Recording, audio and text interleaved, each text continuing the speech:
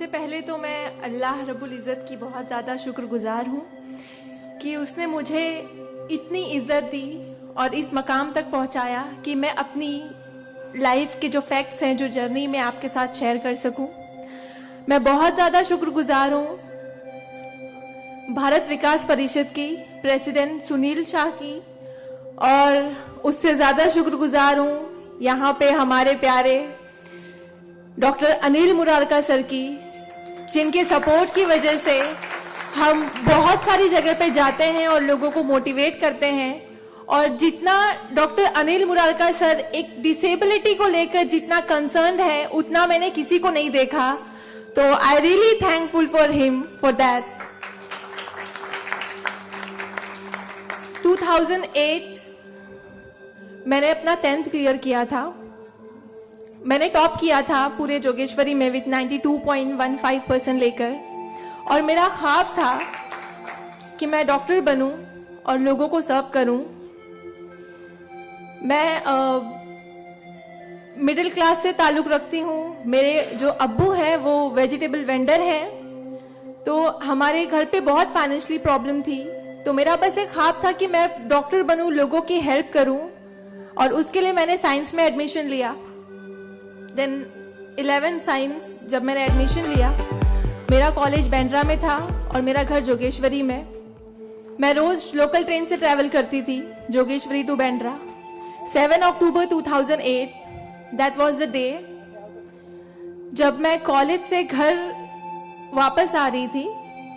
मेरे सेमेस्टर चल रहे थे उस वक्त, और सुबह 10 बजे का वक्त था। 10 बजे, आप सब लोग मुंबई से बिलोंग करते हैं, सबको पता है लोकल ट्रेन में बहुत रश आर होता है। वो ट्रेन जब अंधेरी से निकली, मैं अपनी सीट से उठी और मुझे नेक्स्ट स्टेशन मेरा जोगेश्वरी था, मुझे वहां उतरना था। लेकिन मेरे सीट से उठने और स्टेशन के आने तक के बीच में वो एक लम्हा था जिसमें मेरी पूरी जिंदगी बदल गई। मैं जब सीट से उठी, उसके नेक्स्ट मोमेंट मैंने अपने आप को ट्रेन की पटरियों के नीचे पाया, और जब मेरी आंखें खुली तो वही ट्रेन जिसमें मैं ट्रैवल कर रही थी वो मेरी आंखों के ऊपर से बहुत तेजी से गुजर रही थी। एक लम्हे को लगा कि मैं कोई ख्वाब देख रही हूं, लेकिन जब ट्रेन पूरी तरह से मेरे पैरों से गुजर गई, मैं वहां हेल्पलेस थी। और जब बहुत दूर जाके किसी ने चेन रोकी, वो ट्रेन रुकी, और उस ट्रेन को रुकता हुआ देखकर मुझे एहसास हुआ कि मैं कोई ख्वाब नहीं देख रही हूं, मैं सच में ट्रेन से गिर चुकी हूं, और मैंने अपनी दोनों टांगे उस ट्रेन के पहियों के नीचे आ गई है जिसमें मैं ट्रैवल कर रही हूँ। वो पूरी 12 डब्बे की ट्रेन मेरे पहियों से गुजर गई, किसी ने चेन रोकने की हिम्मत नहीं की। और मैं जब वहां गिरी तो लोगों ने मुझे देखा, और 10-15 मिनट बाद काफी लोग आए, मेरे आसपास खड़े हो गए। मेरे पास सेलफोन नहीं था। मैंने अपनी बैग से उस वक्त डायरी निकाली, मैंने लोगों को फरियाद की, बहुत रिक्वेस्ट की, बहुत रोया वहां पर कि मेरे घर पे एक फोन कॉल करके बता दो कि मैं यहाँ पे हेल्पलेस पड़ी हूँ विथ हेवी ब्लीडिंग, मेरे बचने की कोई चांस नहीं है। एटलीस्ट मेरे घर वालों को पता होना चाहिए कि मैं यहाँ पे इस हालत में हूँ, मुझे लावारिस लाश बन के नहीं मरना है। बट उस वक्त मैं यही कहूंगी कि अल्लाह ताला की मसलहत थी। अल्लाह ताला उस वक्त जो मेरी तकदीर में था, किसी ने मेरी हेल्प नहीं की, और मैं वहां पे 30 मिनट ऑलमोस्ट मैं ट्रैक पर विथ हैवी ब्लीड, मेरे दोनों पैर ट्रेन के पहियों के नीचे आ गए थे। मैं उसी हालत में पड़ी रही और मैं कॉन्शियस थी। मैं बस लोगों के सामने रो रही थी कि मुझे कोई पानी पिला दो, कोई घर वालों को कॉल कर दो, लेकिन किसी ने हेल्प नहीं की। And after 30 minute I got railway help. Then मुझे गवर्नमेंट हॉस्पिटल लेकर जाते हैं, वहां पर भी कुछ ओटी स्ट्राइक होता है, मुझे फौरी ट्रीटमेंट नहीं मिलता है। एंड देन मेरा एक्सीडेंट सुबह 11 बजे होता है, और मुझे 6 बजे जब मेरी फैमिली प्राइवेट हॉस्पिटल लेकर जाती है, then I got a treatment. And उसके बाद 16 साल की थी मैं जब मेरे साथ ये एक्सीडेंट हुआ। आप समझ सकते हैं 16 साल की उम्र में 1 मिनट में मेरे 2 पैर कट गए थे, मैं डिसेबल हो गई थी, मैं हेल्पलेस हो गई थी, मैं खुद से उठ नहीं पा रही थी, ना बैठ पा रही थी, ना एक तरफ से दूसरी जगह मूव हो पा रही थी।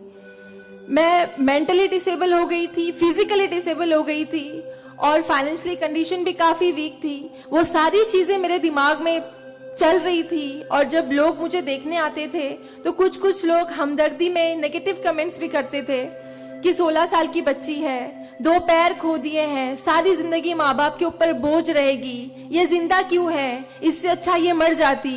ये सारी बातें लोग आके जब मेरे सामने करते तो मेरे जहन में वो सारी बातें चलती कि सीरियसली मुझे अल्लाह ने जिंदा क्यों रखा।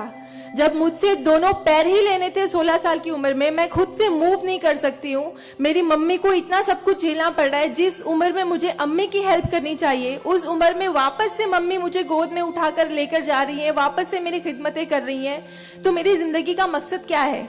मुझे दोबारा जिंदगी क्यों दी अल्लाह ने?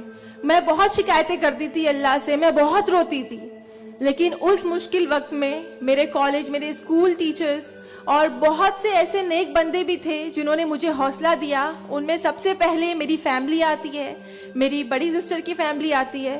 मेरी मम्मी ने मुझे एक जुमला कहा जो जिंदगी भर और मैं हर फंक्शन में बोलती हूँ, वो कि बेटा तुम रो मत, तुम्हारे साथ आज जो ये हादसा हुआ है, अल्लाह ने तुमसे सिर्फ 2 पैर लिए हैं, तुम्हारे पास तुम्हारा दिमाग है, तुम इतनी फास्ट ट्रेन से गिरी हो, तुम्हारे सर पे चोट लग सकती थी, तुम्हारी जान जा सकती थी, लेकिन अल्लाह ने सिर्फ तुमसे 2 मामूली पैर लिए हैं। क्या पता फ्यूचर में तुम्हारे लिए बहुत कुछ रखा हो।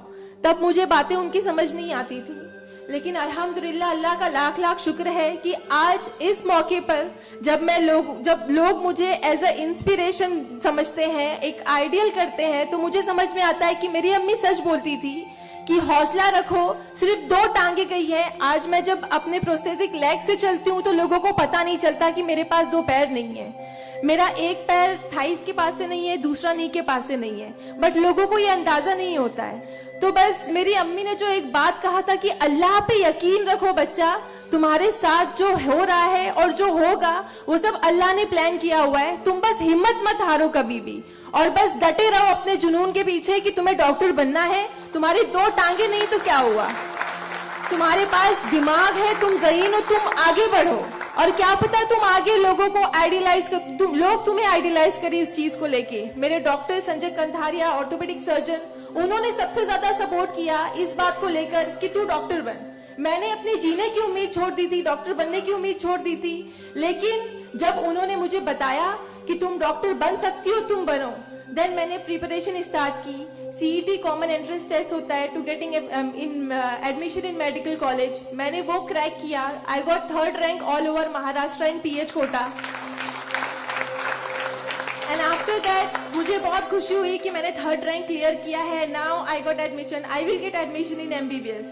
बट वहां पर भी एक प्रॉब्लम थी मेरे लिए कि मुझे डिसेबल परसेंटेज 89% डिसेबल हूं मैं, और मेडिकल में एडमिशन के लिए 40 to 70 there is a criteria to get admission for MBBS. मैं मोर देन 70% डिसेबल हूँ, ये कहकर मुझे उन्होंने डिनाई किया कि आप एलिजिबल नहीं हो, आप एमबीबीएस में एडमिशन नहीं ले सकते हो, आप डॉक्टर नहीं बन सकते हो। तो उस बात को लेकर मैं बहुत डिप्रेस हो गई। देन मैंने वापस अपने डॉक्टर से हेल्प मांगी, उन्होंने मुझे एक मशवरा दिया कि आप हाईकोर्ट जाओ, बॉम्बे हाईकोर्ट। और जिस बात के लिए एक नॉर्मल स्टूडेंट को सिर्फ पढ़ाई करनी होती है, अच्छा रैंक लाना होता है, मुझे उस चीज के लिए मैंने वो किया, लेकिन उसके बाद भी मुझे बॉम्बे हाईकोर्ट जाना पड़ा। एंड मैं गई, मैंने अब हार नहीं मानी और मैं गई, बिकॉज वो मेरा हक था, मुझे डॉक्टर बनना था। और जब मैंने वापस अपनी नॉर्मल जिंदगी स्टार्ट की अपने प्रोस्थेटिक लेग से, मैंने आना जाना शुरू किया, अकेले ट्रेन ट्रैवल करना शुरू किया, देन मैंने रियलाइज किया कि मेरे अंदर कोई कमी नहीं है, मैं एक नॉर्मल लड़की हूँ, मेरे पास पैर नहीं तो क्या हुआ, मैं लोगों को सर्व कर सकती हूँ, मेरे अंदर पैशन है डॉक्टर बनने का। तो मैंने वो बस अल्लाह पे यकीन रखा और मैंने ये सोचा कि अगर अल्लाह ने मेरी किस्मत में रखा है डॉक्टर बनना तो मैं जरूर कोर्ट में फाइट करूंगी। एंड देन मैं बॉम्बे हाई कोर्ट गई इन 2011 और वहां पे मेरा केस डॉक्टर मोहित शाह, चीफ जस्टिस मोहित शाह ने देखा, उन्होंने मुझे ऑब्जर्व किया, मेरे प्रीवियस स्टडी रिकॉर्ड्स देखे, वो सारी चीजें देख के, और उन्होंने जब मेरा पैशन देखा डॉक्टर बनने का, सर्व करने का, देन उन्होंने मेरे फेवर में फैसला दिया। एंड 2011 अल्लाह का लाख लाख शुक्र है कि मुझे इंडिया के टॉप मोस्ट कॉलेज में एडमिशन मिला, which is Saint James medical college and KM hospital. Then 2011 में मैंने अपना एमबीबीएस में एडमिशन लिया। वो जर्नी बहुत आसान नहीं थी मेरे लिए, क्योंकि मेरे पास 2 पैर नहीं है और जब मेरी काउंसलिंग चल रही थी एडमिशन को लेकर, तो काफी जो डॉक्टर्स का पैनल था उन्होंने मुझे बहुत कुछ हकीकत बताई थी कि आपके लिए डॉक्टर फील्ड आसान नहीं है, इसमें पढ़ाई करना 5.5 साल, आपको एक ओपीडी से दूसरी ओपीडी जाना होगा। और तब मैं 2 क्रचेस यूज करती थी मेरे लिए, तो आपके लिए बिल्कुल भी आसान नहीं है। आप हार जाओगे, 1 साल पढ़ोगे, दूसरे साल आप डिनाई कर दोगे, एडमिशन नहीं लोगे, आप गिव अप कर लोगे। लेकिन बस मैंने दिल में ठान लिया था कि मुझे इन्हें गलत साबित करना है और मुझे लोगों को प्रूव करके दिखाना है कि एक लड़की जो 89% डिसेबल है, जिसे लोग ये कहकर सुनाते थे कि सारी जिंदगी माँ बाप के ऊपर बोझ पर बनी रहेगी, उन्हें प्रूव करना है कि मैं डॉक्टर बन के लोगों को सर्व कर सकती हूँ। और जो मेरे दूसरे डिसेबल भाई बहन हैं, उन्हें भी शो करना है कि after disability, after accident, post accident जो लाइफ होती है वो आप नॉर्मल गुजार सकते हो अपने हौसले की बनिस्बत। तो मैं बस 5.5 साल मैंने बहुत कोशिश की, बहुत दर्द सहे, लेकिन मैंने अल्हम्दुलिल्लाह 2016 में फर्स्ट क्लास से मैंने अपना एमबीबीएस क्लियर किया।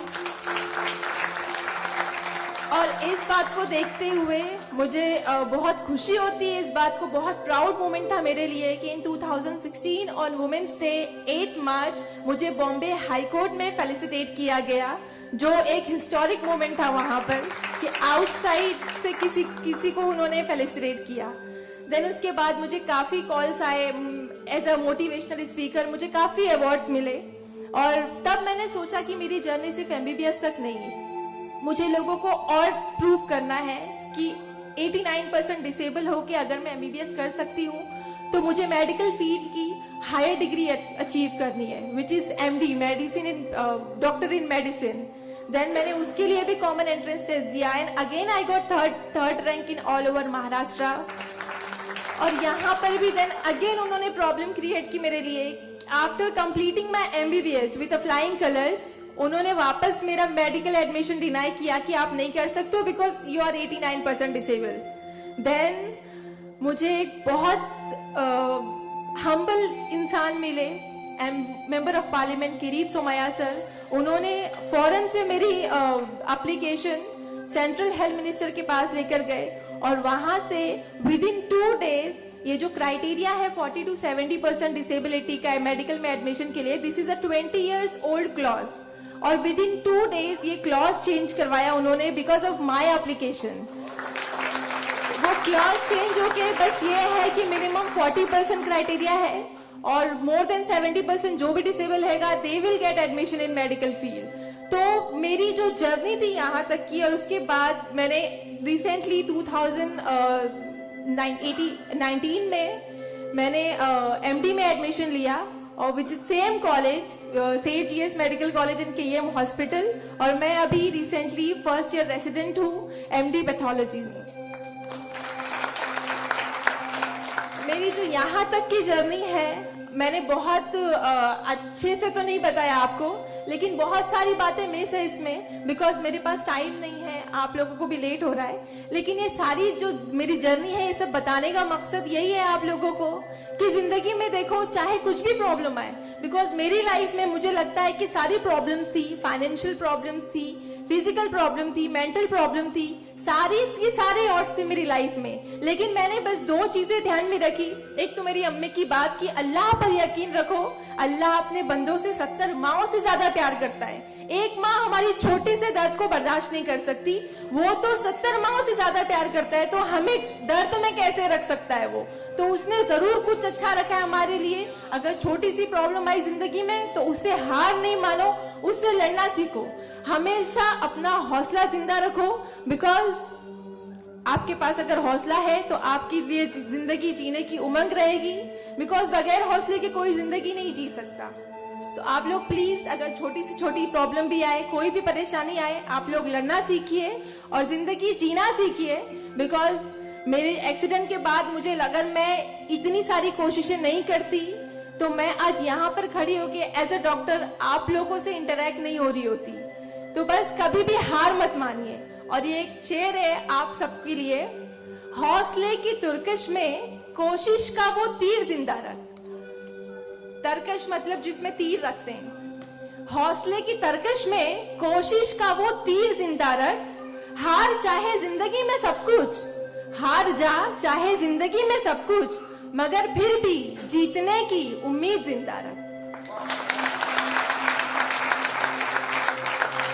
Thank you so much, thank you all of you, मुझे इतने अच्छे से सुनने के लिए। और मैं बहुत ज्यादा थैंकफुल हूँ डॉक्टर अनिल सर की और भारत विकास परिषद की कि उन्होंने मुझे इतना सुनहरा मौका दिया आप लोगों से इंटरैक्ट का। थैंक यू, धन्यवाद।